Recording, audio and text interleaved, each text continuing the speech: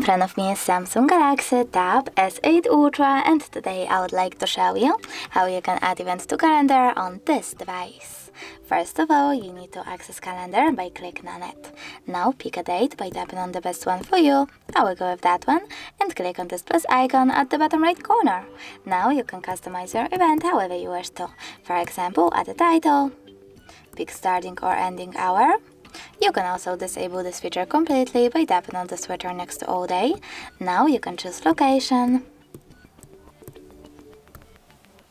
take notes, invite people, and either select repeat and, for example, in case of birthday, select every year. Now go back and to save your event, choose save over here. As you can see, mine was successfully added. If you wish to edit it, you can do that by clicking on it over here and making your changes. I will, for example, change color. Now you can save them by tapping on save. Over here you need to select all events in series.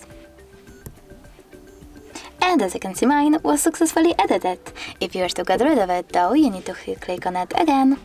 But this time select this delete icon at the bottom right corner and select all events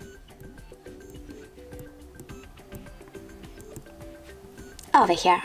Thanks so much for watching. If you enjoyed this video, leave a like, comment and definitely subscribe. Bye!